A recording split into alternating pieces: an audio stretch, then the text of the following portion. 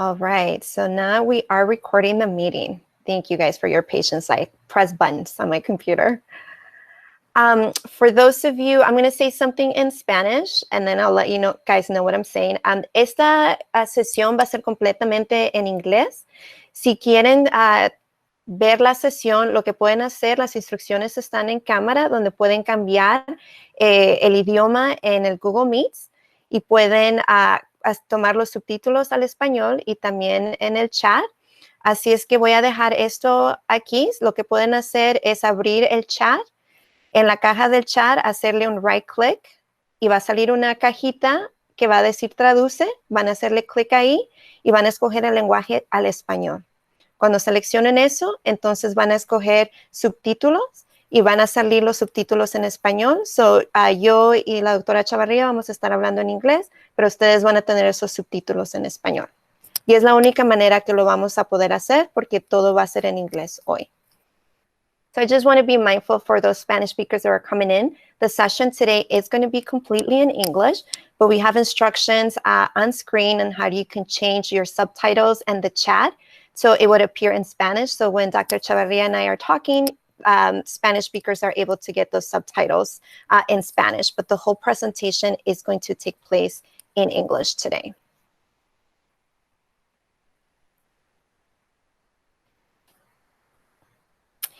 One last thing that I want to run by you guys, Dr. Chavarria and I might be presenting a deck like I'm doing now, so just be mindful not to hit the present on your screen so you're not sharing your screen. And if you do, press one of those two buttons, the one I just shared in this one. On your screen, you're going to have this green button that says stop presenting. Just click on that and we should be good, okay? Fantastic. So we're going to move on. And I have the pleasure to introduce Dr. Chavarria. She is a champion in CPS, and I had the pleasure to know her as she was part of one of my schools, Nixon Elementary. She was one of my principals, so I had the privilege to work very closely with her and see that she cares about our communities and she worked with our parents. So keep that in mind as we're going through the presentation, right? That is not just someone from central office. She has experience working in our community, really caring for our families. So thank you so much, Dr. Chavarria, for joining us this afternoon. It's my absolute pleasure. Buenas tardes. So what I'm going to do now is kind of give you, Dr. Chavarria, I know we spoke a little bit early. You have a presentation that you want to share with us before we get into some of the questions so we can get like a bigger picture of what's going on. So I'm going to stop sharing my screen and then you can present your screen. Wonderful. And while I get myself set up to present, I would like to take a minute to just introduce myself a little bit, as this is one of the first times that I've had the opportunity to engage parents in this manner. And I am now the Chief Officer of Teaching and Learning for Chicago Public Schools. And as Berenice said, previous to that, I was principal of Nixon Elementary School, a bilingual school in the Hermosa community. And then before that, I was a teacher on the South Side at National Teachers Academy. In Chicago Public Schools yesterday, if you attended the board meeting, you might have seen that we're elevating a new vision for the instructional core, this idea of how we want students to learn every single day in our schools. And we're really centering on the fact that quality instruction and equitable instruction should really uplift students' identity, their community, and the relationships that they form. And so to share a little bit about who I am as a person, it's important for you to know that I was a teacher, that I was a school leader, that I'm married to a Chicago Public Schools teacher who is a special educator, and that I'm a mother to actually a 7-year-old. He turned 7 this week. And so the complexity, the stress of this moment is something I feel not just professionally, but it's one that I live in my household. And so I just want to really honor how challenging this moment is and know that that is a big part of how I approach the work and how I'm showing up today in this conversation. So I'm going to go through a few slides just to kind of frame the conversation, but want to not spend too much time in presentation mode so there's more time for dialogue.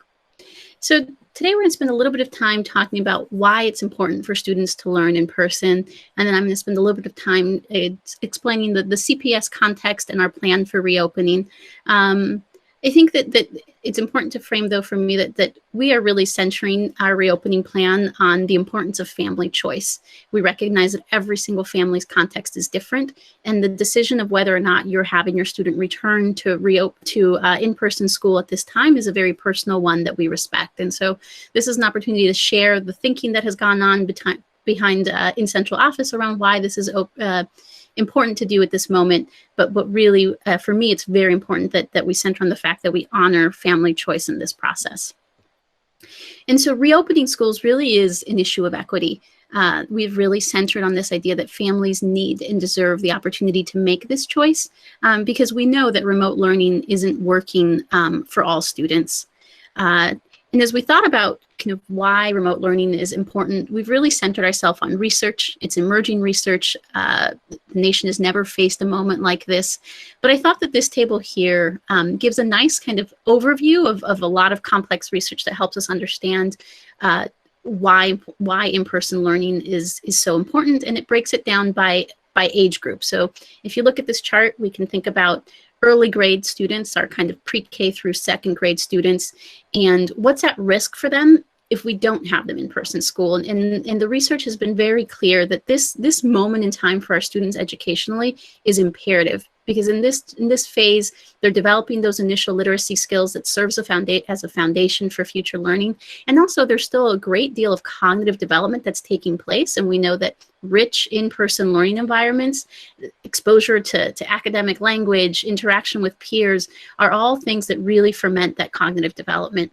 And at the same time, we also know that remote learning has the least potential to be effective for students at this age.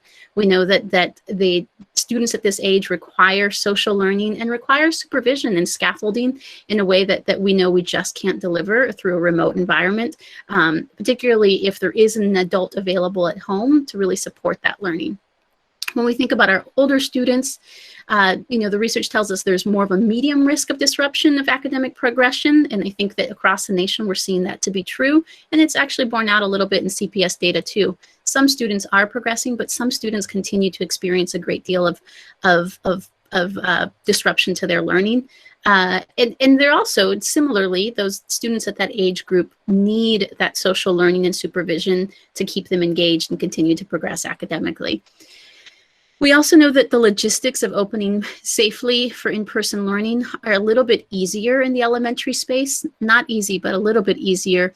And particularly, it's our ability to maintain those stable cohorts, as you guys have heard about podding and keeping students in their pods. So for this reason, both the risk of learning loss and the effectiveness of remote learning balanced with the ability to implement protocols for safety has really led us to a reopening plan that's focused on these elementary ages. As you see in this chart, there's some sense that our older students can continue to progress online. However, there is higher risk for dropout, as we know, and we're seeing that students become disengaged. But the complexity of creating schedules and models that allow for us to return high school students while adhering to health protocols have kept us from going there, from making that announcement or making that plan yet. And we've convened a high school task force to really help us inform those steps. But I think that this provides a really good overview of kind of the big considerations that are made in terms of why in-person learning is important. And when we look at how is this playing out in our district, we see that this is data that we've shared publicly. But when we think about who's showing up to learn, we're seeing notable drops in attendance. Perhaps 2% or 5% doesn't feel significant. But when we think about a district of our size, 5% out of 350,000 students is a large number of students who are not showing up to school in the way that we would want them to. And so it's concerning to us to see these dips in student engagement. Similarly, in elementary school grades, we've seen an interesting pattern emerge where we saw in Q1 in elementary school that more A's were issued to students, but at the same time, more F's were issued to students. A concern that is bearing out that maybe remote learning is working for some of our students, but it's not working for all of them. And it really brings an urgency to ask ourselves, what are we doing for those students who aren't succeeding in our current context? And so for that reason, we've moved forward with a reopening plan, and this has been shared publicly quite a bit. So I'll walk through it, but then allow for a lot of discussion, hopefully at the end. So our plan is that we really want to support schools in creating local plans, and there will be some variability in what those local plans will look like, but there are a couple things that will be consistent. So our schools will follow all of them. Comprehensive health and safety protocols that have been developed in collaboration with the Chicago Department of Public Health. We are going to offer every single family a choice to have their student either continue to learn at home or return to school. And we've set minimum thresholds for what parents can expect in terms of daily instruction for their students, whether they be in school or at home. As schools make these plans, there are a couple things that we will honor. So we will make sure that each family is given a plan based on their preference that will make very clear that their student is learning in person or at home, and what days of the week they're going to be in person if they are choosing in person. We'll also make clear to family each student's classroom assignment and their schedules for on a daily basis, and also for remote students, we'll make those schedules clear. We're going to make sure that we re-specify those things for families, because schools are going to have flexibility as they enact their local plans. Specifically, schools will have flexibility to adjust teaching assignments or student classroom assignments in order to match up the number of students who elect for in-person student instruction and the teachers who are available for in-person instruction.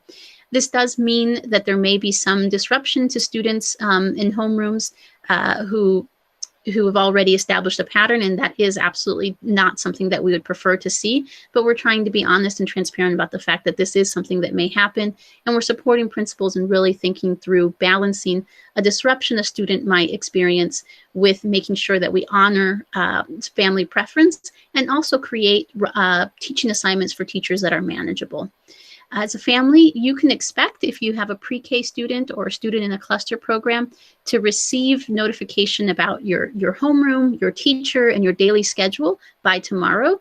And if you are the parent of a K through 8 student, you can expect to receive that notification by January 18th. So we've rolled out these big plans as a district, but now schools are working to make those local plans, and they'll clarify the details at the local level according to these timelines. In terms of the big takeaways of instructional minute requirements, I know that in the summer when we discussed hybrid, there was a lot of questions about, what experience or what can a parent expect for an in-person student or an at-home student. And these slides have a lot of text in them, but the big takeaways is that if you're a student who is coming to school in person, during your in-person days, you can expect to have a regular length school day. And if you're a remote student and you're a pre-K student, you'll continue to have 60 minutes of real-time or synchronous instruction and then 90 minutes of independent work.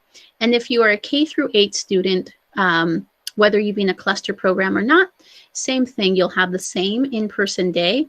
And when you're remote, you'll have 150 minutes of real-time or synchronous instruction and 210 minutes of independent learning activities. That 150-minute threshold is aligned to ISB minimums, and you will recognize that is a reduction in our current remote learning schedule. And as I get through the presentation, I'll explain a little bit on the logic behind why we have enacted this slight reduction for our older students. I'll move through these slides. They're text heavy, but this slide is good to just remind you of what the hybrid model means and looks like. So if your student is in a hybrid model, depending on the number of students who choose in-person instruction, your student will likely be put into a pod. So they'll either be in shift A or shift B. That's because we want to make sure that the class size is reduced to allow for social distancing. And so if you're in shift A, your student will come Monday and Tuesday, and then be fully remote Wednesday, Thursday, Friday. If you're in shift B, your student will come Thursday and Friday and be fully remote Monday, Tuesday, Wednesday. One thing to be really clear, and I think this was a point of confusion when we spoke about the hybrid model this summer, is that if you're in the hybrid model, on your at-home days, you can continue to expect real-time instruction. So just like students who are full-time at home, students who are at home in the hybrid model will get 150 minutes of live instruction from their teacher. So the question then becomes, well, how are we going to do that? In fact, I was at the dinner table with my 6-year-old 2 nights ago, and he said to me, "Mom, I've been thinking a lot about this reopening. And the big question I have is, how are we going to make sure that students are at home and students who are in school are going to get to see their teacher?" And it is a central challenge, and particularly a teaching and learning challenge, as we want to make sure that both in-person and at-home students have a quality learning experience. And so we have stated that teachers will potentially use simultaneous teaching. So what that means is that some teachers may have students who are at home and students who are in person on their roster, and that teacher may be asked to deliver instruction to both of those students throughout the day. This is what people refer to as simultaneous teaching, but more specifically in CPS, when we talk about simultaneous teaching, it means that the teacher, the student in person, and the student at home are completing the same task at the same time. This will not be an easy lift. We've been really clear about this is going to require a lot of support for our teachers to enact this teaching model, but it is one that's being employed across the nation. And since CPS is enacting this a little bit later than some other schools across the nation, we've had a lot of opportunity to learn from what is working and what's not working to really inform our local model. And so this is getting a little bit into the weeds of instruction, but I think to me as the Chief of Teaching and Learning, it's really important that I share with you the thinking that's going into what we can do to make sure that at-home students and in-person students have quality instruction. In teaching and learning, the thing that I think most helps children learn is a quality interaction between the teacher, the student, and the feedback that they get from interacting with each other. A stream of content with no engagement, with no interaction, with no feedback has limited viability for really advancing student learning. And so in the month ahead, in January, we're really going to work with teachers and school leaders to think about that in-person instruction time and have teachers ask themselves throughout the day, when might I use simultaneous teaching? When will the students at home, the students in school, and myself do the same thing? That's this first model here. But then we really want to ask teachers to think about, and when might there be opportunities when you can allow for that student who's in school and that student who's at home engage with each other, because we want to make sure that those at-home students continue to have that opportunity for collaboration and engagement with their peers. And then the third thing we're going to ask teachers to think about is, and when might you during your day use small group instruction so you can give dedicated remote instruction to the students who are at home? This idea of small group instruction is one that our teachers have done over time, and it's a very regular practice. Most of our high-performing teachers, our teachers on a daily basis, know to organize their day around small group instruction and really create dedicated instructional time around student-specific needs. And we think there's a real opportunity to leverage that to make sure that students at home have that direct connection with their teacher. So yes, some teachers will offer in-person instruction and live instruction to students at home, and we'll use simultaneous teaching, but we're going to really work hard as a district to also use these other modes to make sure that we're really engaging our students at home. One of the key things as we continue to think about supporting schools is we're going to ask schools to really create plans and think about instruction and provide professional learning to make sure that both in-person students and students at home continue to have access to the classroom community, that they continue to have access to new content, and that they continue to access teacher feedback. We think these three key pieces are most important to guarantee the continued academic progress of our students, whether they be in school or at home. In terms of grading and attendance, teachers will continue to take attendance at the beginning of each day, whether that student is at home or in person. We'll have designations in our attendance system where we'll know if the student was present in person or present at home so that we can keep track for contact tracing purposes. And we'll continue to follow ISBE's guidelines around grading and continue to enact our grading practices. As we can support teachers through professional learning, we're going to really help them and ask them to think about ensuring that they're grading for mastery, particularly for our remote students, really asking themselves what key tasks do remote students need to complete to show that they've mastered concepts versus grading for volume or grading for compliance, which we know can be practices that are not fair to our students. So that's the big picture of the plan and the reason for in-person instruction. And I think now I'll turn to Berenice and we'll do some question and answer. There you go. Let me unmute myself. Thank you, Dr. Chavarria. I think that was a lot of information. So I'm going to take a minute and ask parents to take it in. Because just like me, I was taking some notes too to see. But I think some of the questions that some of you guys who register provided us kind of goes hand in hand with what Dr. Chavarria talked about. So one of the questions the parents had in the pre-registration was this simultaneous teaching that you were talking about. What kind of support are we, CPS, providing teachers or training to make sure that they're equipped with everything that they need to make sure that this is a good process? Yeah, this is, again, a huge learning curve for all of us. So there are a couple steps that we're taking. First, we were able to share the reopening guidance a few weeks ago, almost a month ago now. And since then, what we've been doing is we've been engaging teacher leaders to talk to them about the general framework, to hear from them what their ideas are, what additional supports or resources they'll need. The teaching and learning team and other academic offices are using the dialogue that we've had with those teacher leaders, and we'll be issuing another round of instructional guidance that gives clear direction on how to make this real. And then that content will serve as a baseline for professional learning through the month of January. So we'll go through 4 key modules, which are, models for hybrid learning, planning for hybrid learning, differentiating in hybrid learning, and engaging students in hybrid learning. We're also partnering with several nonprofits that have a national kind of perspective so that they can really bring for us that expertise of what's working or not working across the nation to inform both those guidance documents and to support us in our professional learning offerings. Great, thank you. That's good to know that you guys are working as a team and bringing some of our community resources to help out in this big undertake that we have. One of the other questions parents had, you talked about the pod model and you kind of explained a little bit about Group 8 and Group B. Some of the parents I know were asking if a particular classroom, for instance, doesn't fill up, right, with those pods, so that there's less than 15 kids in a particular classroom that actually are going back, would those kids still be in the pod system in A or B, or will all those kids be able to go to school 5 days a week? Yeah. So again, each school is going to make a local plan, and it'll depend on exactly that, the number of students and other kind of school operational needs.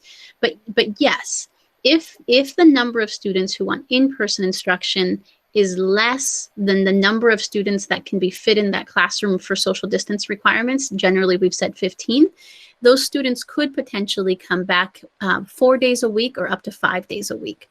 The difference for 4 and 5 is pretty specific, but it's important.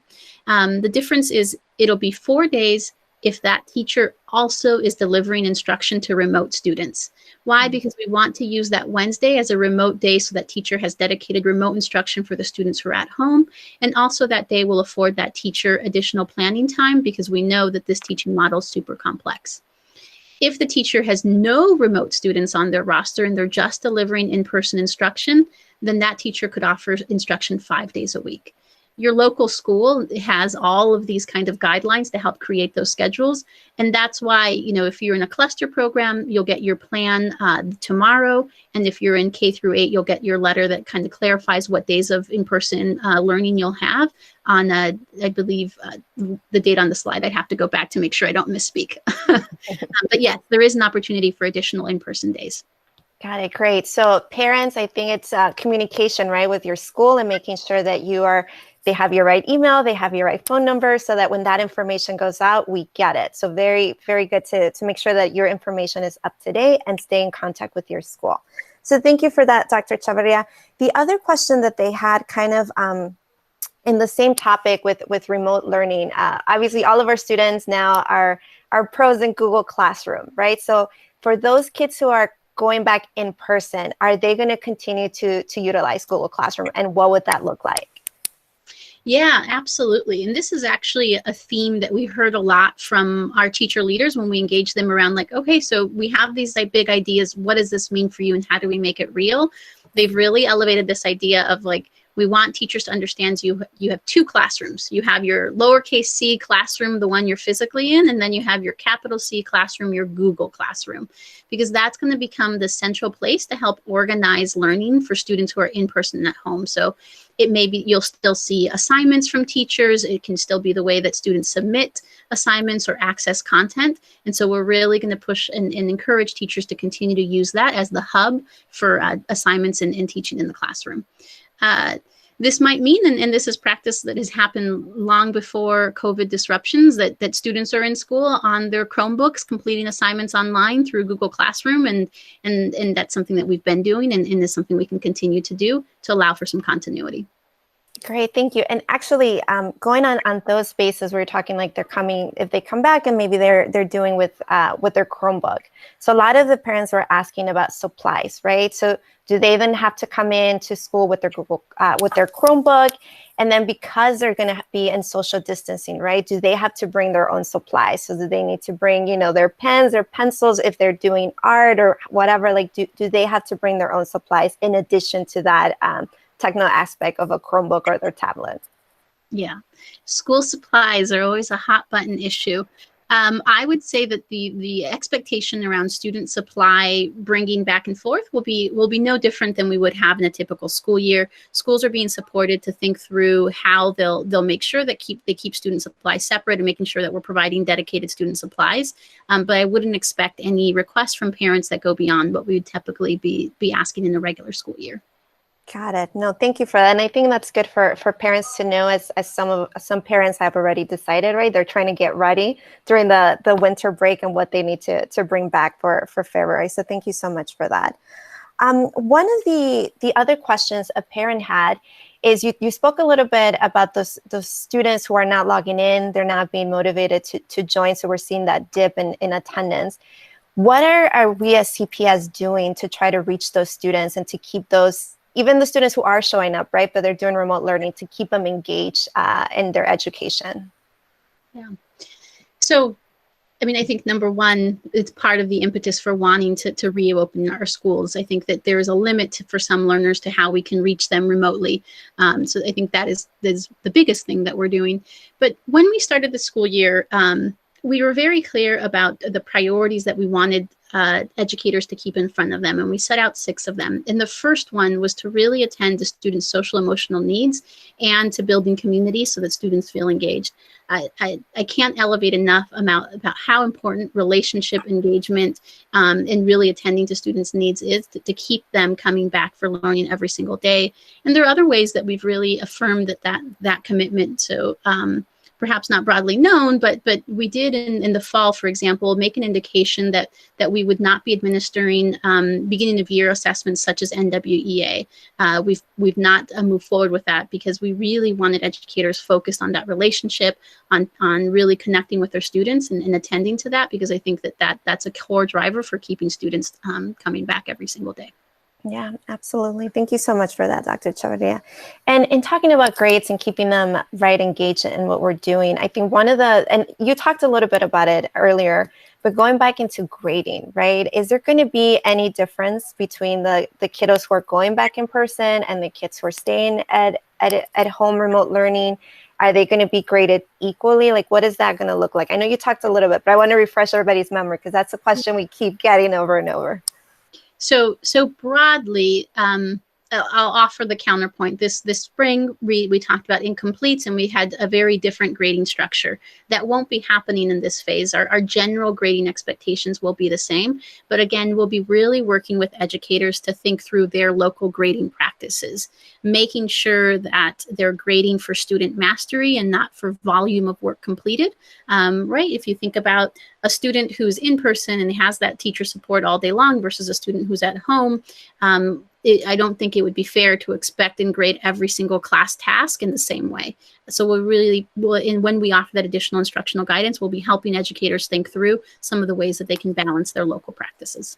Sure. Can you explain a little bit more? You talk about mastering. Like, what does that look like, or what is that, right? As parents, sometimes I'm like, what's that? How do we eat it? So we want to make sure that our parents understand what is mastering when a teacher and an educator are looking at the work of our kiddos. Yeah, when we're looking for mastery, we're trying to find proof or evidence that the student learned or can do the academic thing that we've asked them to do. And that's really important for teachers to do that. They have to be really clear about what it is they want that student to show that they've learned. And when you have that really clear, then you can ask yourself, can I see evidence of that? And so sometimes you only need one last task that student did, one last essay they wrote, or maybe one last project that they turned in. And you don't have to grade every single step or every single daily assignment. And so making that shift, I think, is really important, particularly for our remote learners. So we're thinking more about the quality and the evidence they're giving us versus the volume of work that they're doing every day, is some of those adaptive kind of mind shift kind of changes that we're working on. For sure. Yeah. And I think that's good for us as parents to know that that's what we're going to be looking at, or teachers are going to be looking at when they're grading our kiddos. So thank you so much for clarifying that. For some of us, I'm like, what's mastering? So thank you so much. One of the other questions parents are having, constant questions that they give us FACE managers, is the idea of teachers, right? Like, is it going to be the same teacher my kid has had since September? If they're going to stay in remote, or if they go back in the building, is it going to be the same person, or are they going to bring another person to split the job? What is that going to look like? Yeah. So I touched on this a little bit, and I think it's really important for families to know that there is a possibility that it could be a new teacher. We're really asking principals to weigh the disruption that could cause a student with the feasibility of creating a plan. So some reasons that might cause disruption is if a teacher is granted a valid telework accommodation or a valid leave, that school's going to have to make an alternative plan for that group of students. And so they may be faced with a roster change. But in general, we're really asking principals to think through how they can work through their local logistics and not disrupt classroom assignments. But I think that yes, that it is a possibility, and we do need to know that. But part of why we've gone with local plans is we think that by going with local plans, we can minimize that disruption versus we've seen other districts that have gone down the path of maybe creating centralized virtual academies where students who are fully remote are no longer connected to their school community. And we really want to honor the connection to the school community, as we know that families are connected to their teachers and that broader community. Great. And in those same lines, Dr. Chavarria, so if a teacher is going to be working remotely, right? So they're not going to be able to come in the building and do that in-person teaching. Would then that teacher be the one for the remote learning students? So that person will continue to do the remote learning, and on the Wednesdays where everybody's remote, would it be that teacher that would continue that? So again, schools will get to make that decision, and it's just very complex. So I'll give an example. If I'm a school that has 4 second grade classrooms, I might be able to move things around so that one of my second grade teachers is that fully remote teacher, and I'll shift some of those fully remote students and they're all on one fully remote teacher's roster. But if I'm a school that only has 1 second grade teacher, there might not be the opportunity to create a dedicated remote teacher. So yes, we're creating the flexibility so that local schools where they have that opportunity to have a dedicated remote teacher who also has a telework accommodation, they can do that. But that might not be possible in all cases. For sure. And I think this is good for parents to know, again, like stay in contact with your schools, right? And ask these questions because like Dr. Chavarria said, every school is like their own little world. So they're going to be making those decisions. So I know a lot of us talk to other parents from other schools and we're hearing other things. So it's really important for you guys to see what your school is doing and to be mindful that that's what's happening in your school and not your neighbor's school. So make sure that you guys are on top of that. So thank you, Dr. Chavarria, for that. One of the other things you mentioned it early on, but I want to refresh the memory of our parents who are listening and who might be listening later for the recording. When you were talking about the benefits of in-person, I know a lot of parents were asking like, well, we've been doing remote for so long. So what's the difference? Why now? So if you can refresh us a little bit just so that we understand. Yeah. So first, I really keep a global perspective. And so for some, remote has established a nice routine. It's working for the family. There's confidence that students are progressing academically. But for others, that continuity, that feeling of success has not arrived. And we have to make we believe, and I believe that we need to make a different opportunity available to students. And then from there, there is no replicating the classroom environment at home, particularly for students who don't have adult support at home. So for some students, they do have a parent or another guardian or someone who's there to help mediate, help click through the things, help make sure that independent tasks are completed. But for others, it's not happening. And particularly yesterday, I think Sarah Karp released a piece that I think was really poignant in giving insight into the experience. She followed a second grade class in Little Village of the variability of student experience. And so if you're a student who has little support right now, if you're in K through 2, you have 3 hours of synchronous instruction where there's an adult there doing their best to reach you and support you. But then those 3 other hours are independent, and some students are not engaged in that time. They're not completing the work. And so by coming back into in-person instruction, we can restore the length of the instructional day and begin to really engage our students fully. Yeah, no, definitely. And like you said, right, it's really important to know that the difference of what's working for your kid and what's not, right? Like you mentioned at the beginning, this is a very personal decision that we all with kiddos have to make and see what works best for us. So I appreciate that, Dr. Chavarria. One of the other things parents talked about, I know you talked about teacher training and how teachers are going to continue to be supported by your staff and other members of the community. So is this something that's going to be ongoing throughout the school year as the kiddos return in February, the spring comes? Like this is just going to be, how are they going to, is there like a schedule or how do you envision keeping the support for these teachers? Yeah. I think we're all learning a lot about how our system works. So one of the things that CPS has long ago decided is that professional learning is very much driven by the local school.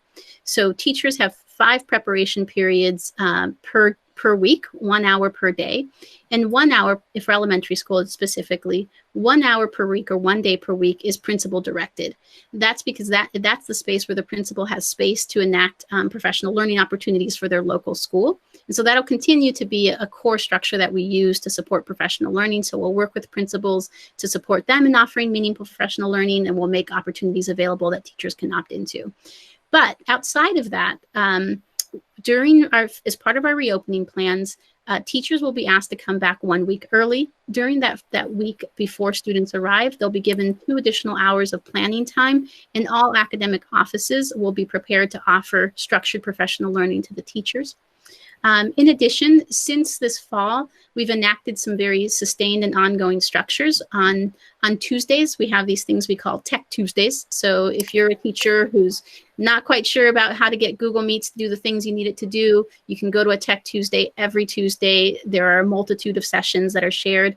And then we also have what we call, we like alliteration, we call them weekly workshops. And so those are Wednesday weekly workshops that are really focused on instructional topics. So we publish the list of topics a teacher can go, and they're meant to be timely, easy to consume, really relevant professional learning opportunities. So we'll continue with those structures throughout the year and continue to offer a multitude of supports. So Just a quick statistic, the Office of Teaching and Learning from the period of August to December has offered 123 discrete professional learning opportunities, and we've had over 35,000 participants in those professional learning opportunities this fall. So we'll continue that pace of support for our teachers. Great. Those are good numbers to know that you've been supporting and that you're going to continue to support our educators who are doing a fantastic job teaching our kiddos. One of the things I want to highlight for parents in the chat, I'm putting the website for Reopening 2020. So all this information that Dr. Chavarria shared with us, it's there. The calendar of all these events that we're having for you guys is also there. I'm going to share, Dr. Chavarria, share a video. I know a couple of you wanted to know, like, what is it going to look like, right? Like, I want to see a video. So we do have a video of a school. Principal also opened the doors to his school for CPS to come in and see like the planning that he's doing for his school, right? Again, is his school, but it's kind of just an overview of how things might be functioning at your school. So I'm putting all of that in the chat for you guys to take a look at a later time and digest all this information, because I know it's a lot that we as parents, right, just as humans, that we're taking in and trying to make decisions. I'm also going to put, I know a lot of you, aside from the video, there is a document that talks about what it looks like, right, for a kid to go back to school. So you guys have that in writing. You have an idea of what it might look like. So I'm putting it on the chat so you guys can click on those links and visit and see. And my recommendation, I've been doing this a lot in the past 3 months, is going to the CPS Reopening website just to get all this info, because they're being really good about updating it constantly because things change really fast. So I want to make sure you guys have that. So if you miss the link, if you forget it when you guys leave the meeting, you just Google CPS Reopening 2020, and it's the first link that pops up. So you guys will have all this information. Okay, it's about 4:43. I know there's a couple of questions in the chat about vaccinations and about safety in the school. I want to tell you guys, as parents, we are going to have Dr. Fox, who's our Chief of Health and Wellness, that's going to come and join us at a later date. So just like you received the invitation for this one, in that invitation, we have the dates, and it's the same. It's going to be every Thursday. So you can see when Dr. Fox is going to come in every Thursday at 4 o'clock. With yours truly, and we're going to be talking to him so we can ask him those questions, because I want to make sure that we ask, Dr. Fox, who's leading that charge in that area, right? The questions. We want to make sure you guys have correct information. So we're not going to be able to answer those for that, because I don't want to put Dr. Chavarria on the spot and have her try to find that information for you, right? So we want to make sure Dr. Fox is going to come in and he will have those answers for you. So we are not going to answer those at the moment. I think for Dr. Fox, if I'm not mistaken, I can give you, Adrian, do you know the day off top of your head?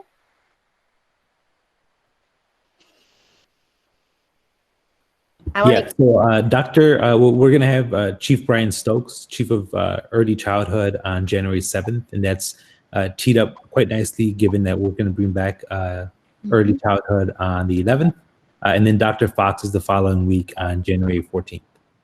Okay, so keep checking your email, guys, because that information went through, and just like you did this time, you'll just click on the RSVP, and then we'll send you the link for the meeting.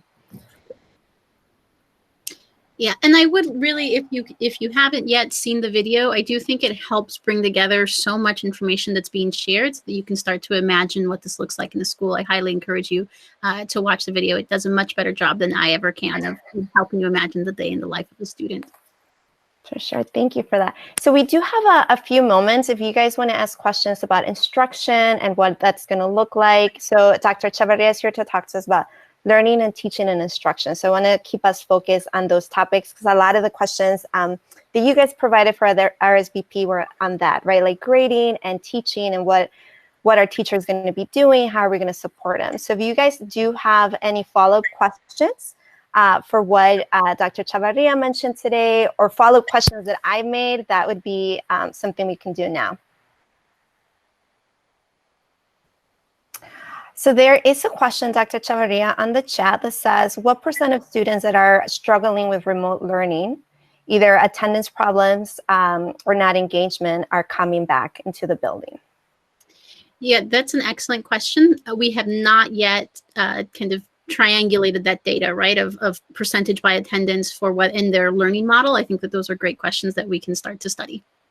Okay, so Sarah, I would suggest, again, checking that website. So when we have those numbers, those are all going to be up there. So CPS is trying to be extremely transparent with everything that we're doing. So I want to make sure you guys go to that CPS Reopening 2020 and see all the data that they have up there already. There's a lot of numbers. If you guys are data folks, there's a lot of numbers up there already. There's a lot of information on how reopening is going to look like. I know there's information per building about what, I know a lot of you guys, we're going to have Mr. Carson come in and talk about facilities, but there's already information up there. So if you guys want to take a look at that, and it talks about each specific building, do so. Any other questions that you guys might have for Dr. Chavarria? We have her for a few more minutes. And if you want to speak up, just raise your hand. I think there's a raise hand option, and then I can call you up.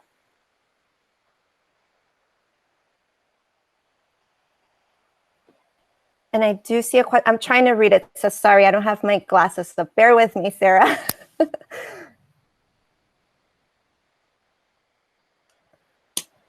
Okay, so we have Sarah says, what supports are being provided for principals? That one of my kids' schools mentioned reaching out to colleagues in other districts, which is great. But what a lot of that was mentioned today, what about local school decisions? It seems like it's a huge ask for principals. It is a huge ask for principals, absolutely. So there are several systems or structures that are in place to help school principals as they make sense of this. And the way I think about it is kind of like the first step is to write down all of the guidance, the rules, the procedures, and the policies so we all have one good place of reference.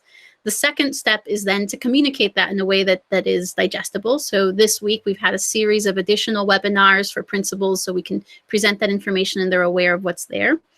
The third step then is to kind of streamline the decisions and the steps that need to happen. And so the Office of Network Supports has a dashboard and a timeline that helps principals keep track of when things are happening, where they can track what they have completed, and then it aligns it to the resources and tools that they can use. And then from there, we ask ourselves then what else do principals need? So sometimes they're going to need technical training. So we're offering technical training on like scheduling. And then we're going to, through the networks, offer additional supports for principals who maybe need thought partnership and how to create that local reopening plan. We also have a command center. So if a principal has a question that they feel like they can't find it in the guidance and they need support, they can submit a question. And there's a group of us, I'm on it, whose job is to continue to look. I get a message about a question that maybe is teaching and learning specific, and then we provide that response to the principal directly. Really trying to streamline. Central office is a big place so that principals don't have to feel like they have 12 different points of contact. It's one place, it's the command center. You ask your question and we support you in answering that question. So this is just some of the examples of supports that we're offering principals as they make these complex local plans. Yeah, no, thank you, Dr. Chavarria. So I think, yeah, it's really important for parents to also know, right, because we're such a big district, there's the network who's also like a great help for principals because it's a little bit smaller, right, of supporting specific schools. So the network chiefs and the ISLs are always like a great resource for administrators and teachers in the support as we continue to reopen. Let me see if there's something else. Yeah, so I don't know if Dr. Chavarria would know. I know we're talking about clusters and pre-K. I know we're going to have the chief for pre-K coming in, but Dr. Chavarria, I don't know if this is something you can answer about PDs for those teachers, for clusters and pre-K students. Yeah, absolutely. So both of those populations do require a specificity. That's why they have their own departments. So the Office of Early Childhood and the Office of Diverse Learner Supports are both prepared to offer robust professional learning that first week when teachers come back that are really specific to that job role. And they're also part of those ongoing structures of weekly workshops and continue to offer their supports through their systems as well. For sure. Thank you, Dr. Chavarria. And I think the first Thursday when we come back, if I'm not mistaken, Adrian, right? It's when the Chief for Early Childhood is gonna join us. So I will make sure I write that question down and re-ask it so that he can give us a little bit of more info. And same with ODLSS, special education. We'll make sure to bring one of our experts like Dr. Chavarria to talk to us a little bit about that. Okay. All right, guys, I want to be mindful of time. I know a lot of you guys came on early. If there's no more questions on the chat, I'm looking and I see we don't have anything. I'm going to give another 2 minutes if those popping questions to see if you guys want to ask something else. I have a question. I'm an internal, but I think, I appreciate the time, and I feel like we've done these types of sessions in different settings and for different types of groups. We've done it for local school councils. We've done it for our parent collaboratives. So like more one-off, and this is the first time we're doing it in a more centralized way.